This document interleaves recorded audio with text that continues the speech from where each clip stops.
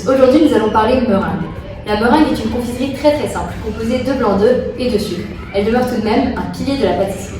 L'idée de monter les blancs en neige apparaît au XVIe siècle, et celle de rajouter le sucre et de cuire à feu doux plus tard. Son origine exacte est incertaine, mais on suppose qu'elle provient du chef Gasparini, qui aurait inventé la pâtisserie à Meiringen, d'où le nom meringue. Puis sous l'Empire, c'est Antonin Carême, considéré comme le premier chef français, qui revisite cette recette pour créer ce que nous connaissons aujourd'hui comme la meringue française. Elle a ensuite évolué en même temps que les douilles et les feuilles.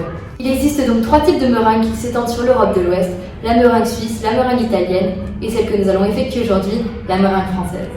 Passons maintenant à la recette. Alors les ingrédients pour faire des meringues sont très simples, il faudra 3 œufs, 180 g de sucre et une pincée de sel. Et pour les ustensiles, il faudra un batteur, une maryse, une douille et une poche à douille, ainsi qu'un bol. On va commencer par préchauffer le four à 120 degrés.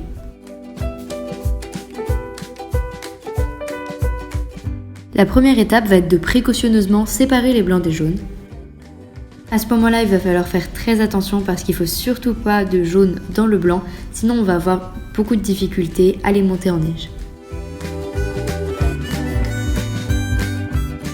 On va ensuite ajouter le sel au blanc pour pouvoir les monter en neige. Quand les blancs deviennent mousseux, on met la première partie du sucre.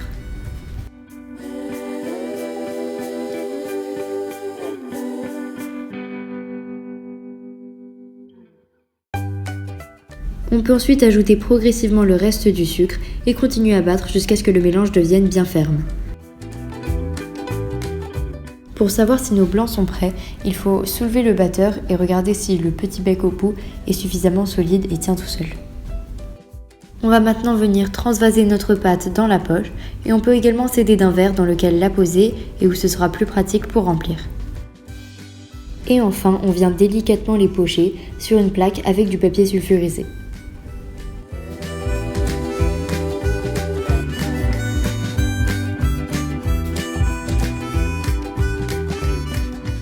Et ça part ensuite au four une petite heure à 120 degrés.